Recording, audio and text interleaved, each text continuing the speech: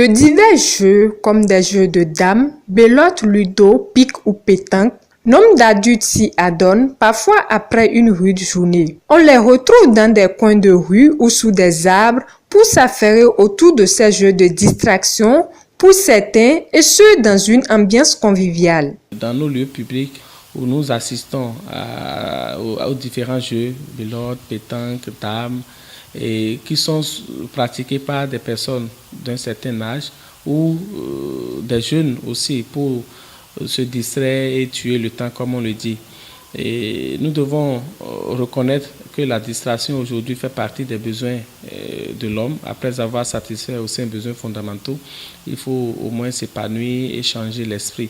Donc le pouvoir public pense aussi à comment il faut accompagner les jeux cérébro-ludiques ou les jeux de distraction ou culturels pour que ces Béninois ou les citoyens qui aiment s'adonner à ce type de jeu sentent l'accompagnement de l'État. Si on se voit ici au quotidien, c'est parce que c'est un lieu de loisirs et ça nous botte, c'est une richesse que l'on ignore. Souvent quand on a pris de l'énervement à la maison et que si on vient ici, bon, des fois on rit, on s'énerve. Ça nous éloigne un peu du stress.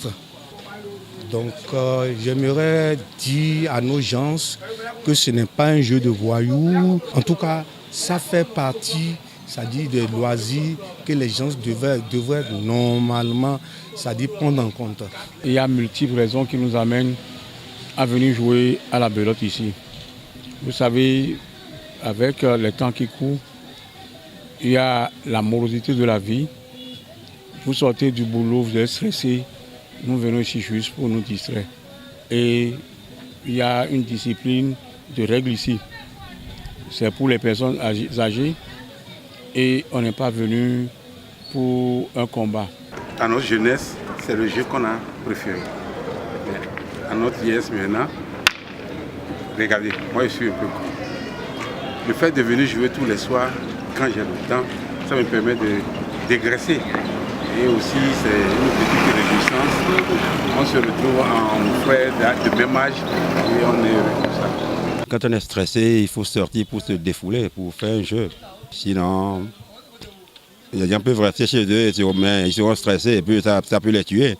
Vous voyez, c'est la raison pour laquelle les gens sortent. Moi, je ne fais pas le jeu de pétanque, je ne fais pas le jeu de pique, mais je viens m'amuser avec eux ici pour me déstresser.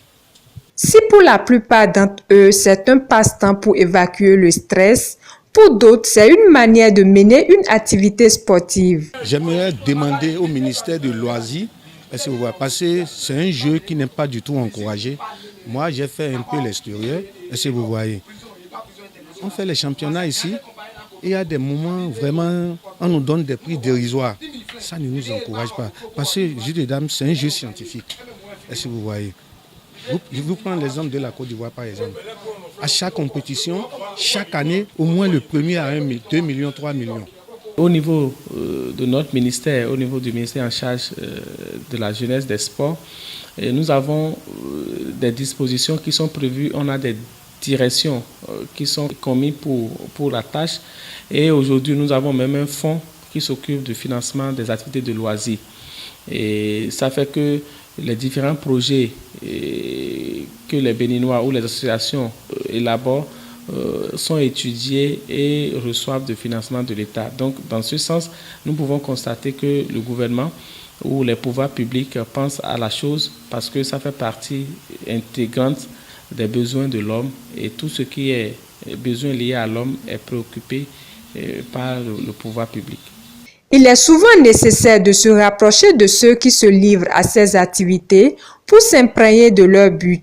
Ceci amoindrirait la mauvaise interprétation que se font certains au vu de ces personnes qui s'adonnent à ces jeux qui font parfois objet de compétition.